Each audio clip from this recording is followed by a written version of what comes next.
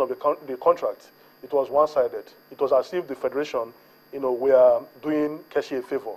And I feel that perhaps they felt he would not, accept the contract. It was as if they were waiting for this man to commit one blunder and he's gone. It's like you wishing a man dead, and maybe on hearing that the man is sick, you started jubilating. So it was inevitable. If you have followed events, you knew that all this talk about applying for a job in Côte d'Ivoire were all gimmicks. Is that what you found out? Those are not the real issues. Of course, the real issue was the fact that they never wanted Stephen Keshi. It was a marriage of strange bedfellows. And it was a forced marriage. Yeah, a marriage of inconvenience. Yes, it was a collapse. They didn't want him. They didn't want him. Absolutely. And he himself wasn't prepared to leave. Because, the duration of when his contract expired to when he was given the contract, he could have applied for any job in Africa. Is that what you guys found out? Because I still like to hold people to their words. The president of the Nigerian Football Federation, at so many occasions, said, look, nobody is forcing Keshi on us. We are taking him. We are not being coerced into this decision. We want to work with him. Are you? No. But are you saying we shouldn't take? Did you see Complete Sports today? I saw Complete Sports today. Did you read the 6 reasons why Keshi was sacked? Look, the most important one was the first one. I read it. But look, everybody came out when Keshi signed his new contract in April that let us forget about the past. And that was the message that the NFF was preaching. Let us forget about the past, let us forget about the mistakes of the past, how we didn't do this, how we didn't do that, and start on a new plate. That was the message. So that has always been the problem. When you say let us forget the past, without trashing out the issues, that resulted in the crisis in the first place.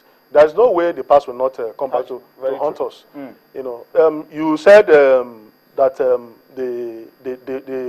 they said Keshi was not imposed on them. After the World Cup, his initial contract, the first contract ended. Between that period and the later part of last year, there were several issues. They didn't want to sign him. The minister came in and said, okay. Let's not dwell on that. No, I want to confirm the issue that in the first place, they never wanted Keshi. You see, we can go on and talk about all of those ones. Official sources, unofficial sources. I want to stick to what we can hold people accountable to. They came out 2 months ago, the NFF came out 2 months ago, Keshi came out 2 months ago and said, look, this is a new beginning. Guys, let's forget about the past. I offended you, I didn't offend you. Let us start on a clean plate. That was the message. Was that not the message that we had 2 months ago? In the history of Nigerian football, and there's a historian here in the studio here, I'm sure you can bear me witness. I have never seen where the NFA came out, categorically stated in clear terms that we are firing you due to articles, stating very clearly where, when, why, and how you defaulted on certain clauses in your contract. It has never been done, which means that this was a script that was prepared a long time ago. The man had Keshi more or less cocked the gun for them. They fired it. Okay, let's look at some other issues very quickly. They have the powers.